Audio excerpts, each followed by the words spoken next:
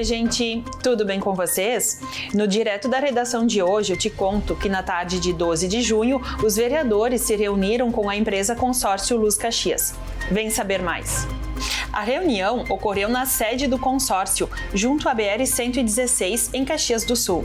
O encontro, conduzido pela Comissão de Desenvolvimento Urbano do Legislativo, teve como objetivo aproximar os parlamentares das ações realizadas para conhecer o planejamento de modernização da iluminação pública do município, além de levar reivindicações para os gestores da parceria público-privada. Se espera que o processo de modernização de todos os pontos do município ocorra até setembro de 2025, contemplando todos os bairros, distritos e parques públicos da cidade. Desde o início da operação, no mês de março deste ano, já foram substituídas 6.020 lâmpadas. Agora eu tenho um convite para as mulheres. Estão abertas as inscrições para a mecânica do batom. A atividade ocorre no dia 18 de junho de maneira gratuita, a partir das 7 horas da noite, na Secretaria de Trânsito, localizada na Rua Moreira César, número 1666.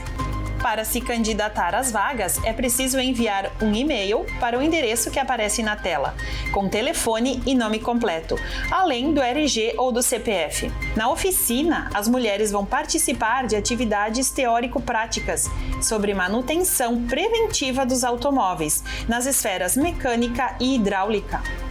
E já que o final de semana está quase aí, eu tenho dicas bem legais.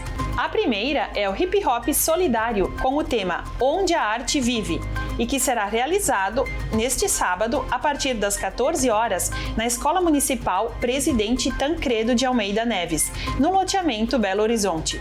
A programação inclui diversas batalhas, participação de DJs e terá arrecadação de alimentos não perecíveis que serão destinados ao Banco de Alimentos de Caxias do Sul.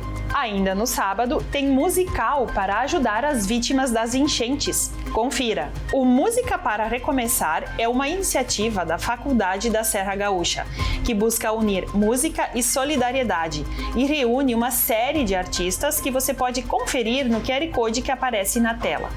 Os ingressos podem ser garantidos da mesma forma. A entrada é mediante entrega de 2 quilos de alimentos não perecíveis que serão destinados aos afetados pelos efeitos climáticos no estado. Além das atrações musicais, também será promovida uma rifa de camisetas oficiais do Caxias e Juventude, com autógrafos dos jogadores.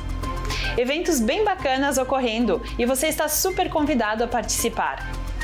O Direto da Redação de hoje vai ficando por aqui. Eu desejo a todos um ótimo final de semana. Até a próxima!